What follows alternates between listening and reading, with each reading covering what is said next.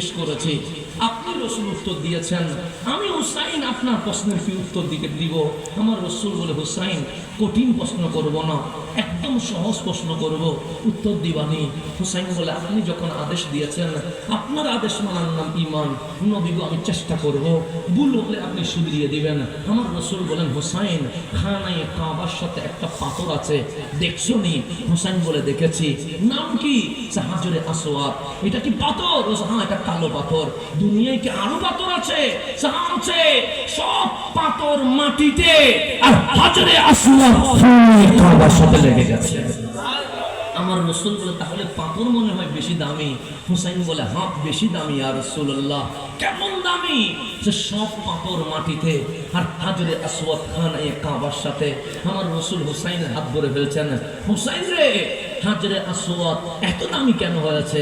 হুসাইন বলে, এই কারণে দামি হয়েছে, আমার নানা জান জীবনে একবার চুমু দিয়েছে, সেই কারণে। রসুল কয়বার চুমু দিছে? একবার চুমু দিছে। একবার চুমু দিয়াতে পাথর আর মাটিতে নাই, কোথায় লাগে গেছে? কাবার সাথে। আমার নবী হুসাইন যায়।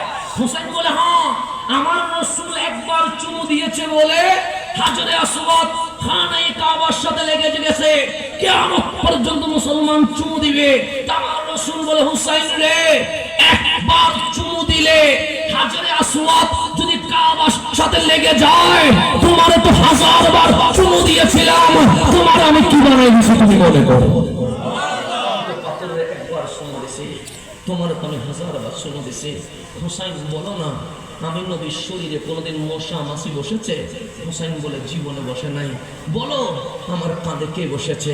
হুসাইন বলে, আমি বসেছি। আমার বুকে কে ঘুমিয়েছে? হুসাইন বলে, আমি ঘুমিয়েছি। আমার পেটে কে খেলেছে? হুসাইন বলে, আমি খেলেছি।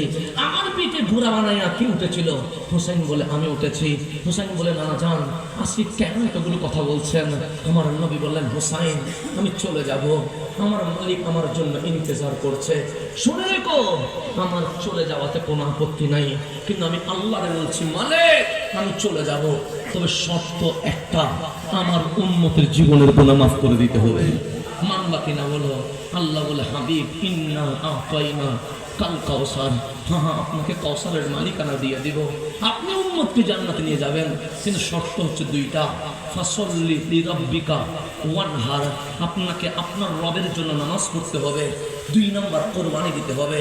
হুসাইন আমার উম্মত নামাজ পড়বে 5 ওয়াক্ত। উম্মত যখন ঘুমায়, আমি নবী ঘুমাই না, আমি তাহাজ্জুদের নামাজ পড়ি। কেন? আমার উম্মতকে মাফ করানোর জন্য। উম্মত পড়ে 5 ওয়াক্ত, আমি পড়ি 6 ওয়াক্ত, যেন আমার উম্মতকে মালিক মাফ করে দেয়।